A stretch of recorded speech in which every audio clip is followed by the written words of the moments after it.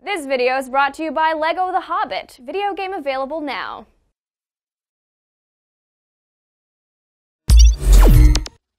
Hey guys, what's going on? This is Roth and Jim here, and we are here to talk a little Game of Thrones Season 4, Episode 2. Big spoilers. Huge. If you have not seen this, get out of here, you're crazy. If you've seen it, Jim. Okay, you haven't read the books. He did!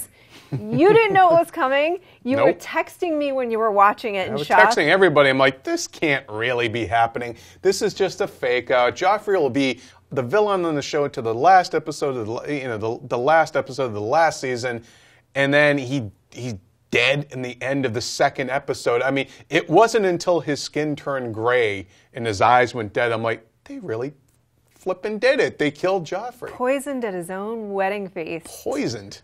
Yeah, geez, weddings, man. Don't go to a wedding in Westeros. Don't get married. Yeah. That's the lesson of Game of Thrones. Marriage means Evidently, death. yeah. So I'm kidding. Marriage is wonderful. So tell me, what was your response? Were you elated? Were you shocked? I was shocked, and I had kind of mixed feelings because, again, as somebody who hasn't read the book, and don't you dare spoil me, people, but as somebody who hasn't read the books, I really did think that Joffrey was going to be the big bad throughout the entire show, and that it was all going to build up towards his overthrow.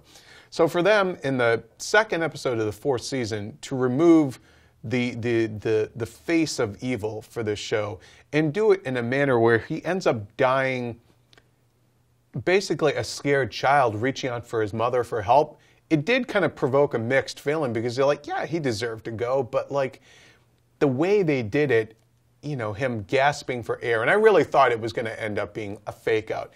But for him to die basically staring at his mother, a little kid, a scared kid, was an interesting way for them to do it. Yeah. I mean, I'm still glad he's gone, but it was just, wow, I was not expecting it. Did he die badly enough? I mean, this is funny because I was watching this with a friend of mine, and they were like, no, I want torture. Yeah, I mean, you were like, okay, this show's got dragons, like he's going to get lit up. Like there have been people who've done less evil things that died worse deaths on this show. Well, Theon, who got tortured, I know that people are like, I want Joffrey to get tortured to death and sort of suffer that. Was it too quick for you, or do you feel like, okay, I'm still satisfied that he's dead?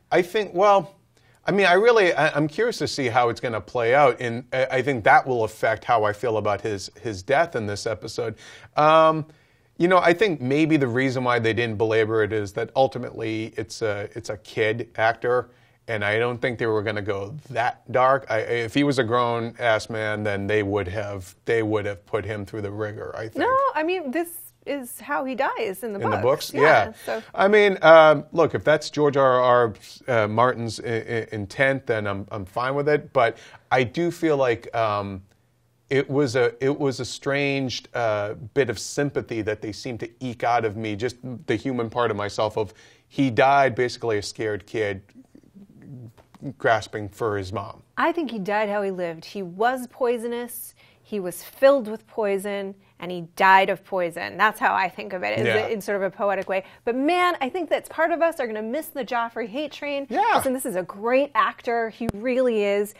He is not the evil person that he portrays, but I loved that moment. You were shocked. You were texting me. I really want to know what you guys thought. Did you know it was coming? Did you suspect? Were you excited? Were you sad? Do you want him to die worse? Leave your comments below, and always keep it locked here to IGN for all things Game of Thrones.